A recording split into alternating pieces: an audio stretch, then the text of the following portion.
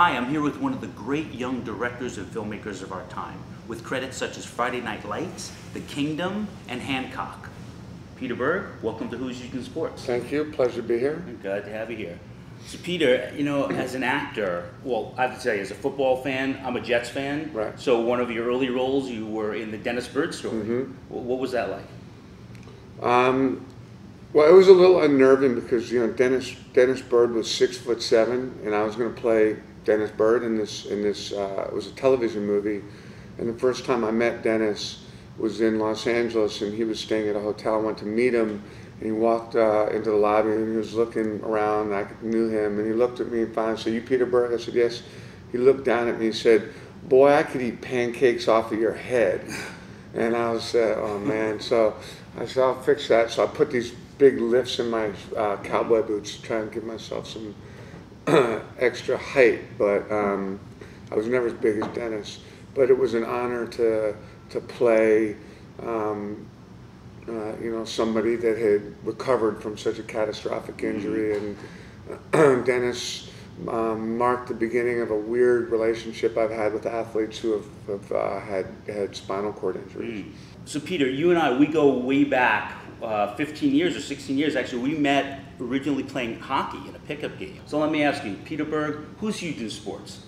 Right now, to me, Jerry Jones is kind of the king. I've been fortunate enough to get to know Jerry very well.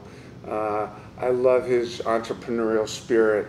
I love the energy that he infuses into the game of football, and the passion, and you know what he's willing to do financially, and you know, cultivate players and take chances on players. And you know, it's guys like Jerry Jones that are really driving the NFL and you know, giving the super studs. You know, obviously I'm a football fan mainly, so you know, there are certain players. Eli Manning is obviously huge, having a huge year. Peyton Manning, both of the brothers.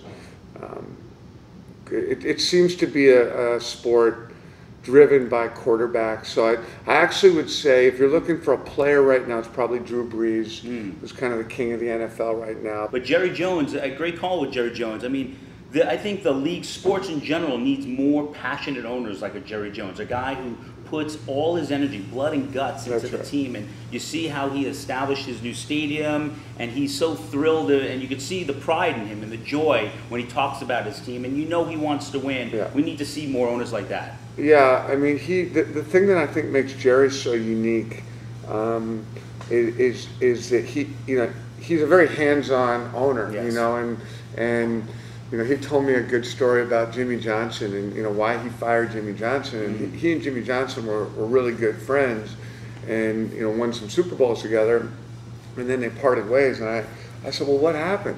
And he said, "Well, you know, Jimmy studded up on me, studded up." And I thought that was a fascinating look into the mind of Jerry.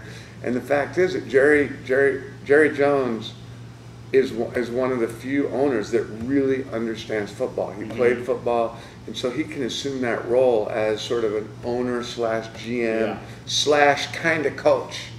You know, I mean, he's very involved, and he can get away with it because he really knows so much. Whereas most owners tend to kind of sit back and let the GMs run the show, or let the coaches run the show. Guys like Bill Parcells in Miami are complete control. And then you see other teams like Washington, which are struggling because, you know, they've got owners that want to really get involved in the running of the team, but don't really understand the game like Jerry Jones understands the game. And especially since he did play the game. So he grew up with it, and when he took over his own, it wasn't like a side project for him or a multiple of businesses. This was his thing. This was his goal to turn the team around, unlike a Dan Snyder, who's a successful businessman outside of football and just wants to be in the game and establish himself. You can see the differences there.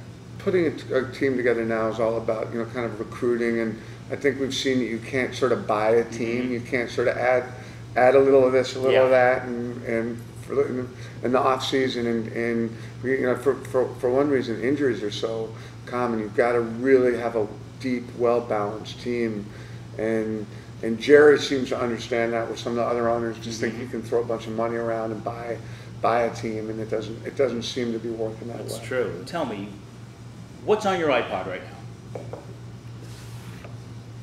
Well, I don't know, I've got like a million songs. All right, so on my what's the iPod. first song that comes to you? What's the first? It depends on the mood, you know. I mean, if I'm in a mellow mood, I like this band Explosions in the Sky out of Texas.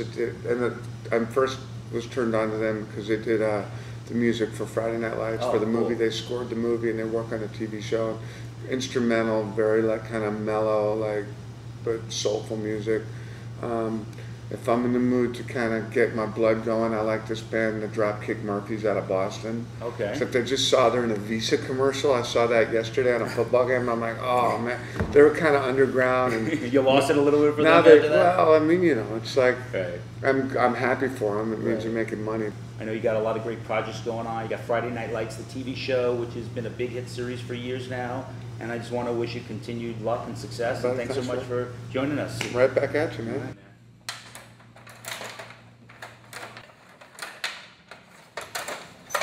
Oh, yes. Man. All right, I'm feeling it now. I'm feeling the power coming out of you. Oh, 4 in a row, 4 unanswered, and Berg and the Blackhawks. Oh, sneaks one in, 4-3. Okay, 4-all. Mexico wins. No!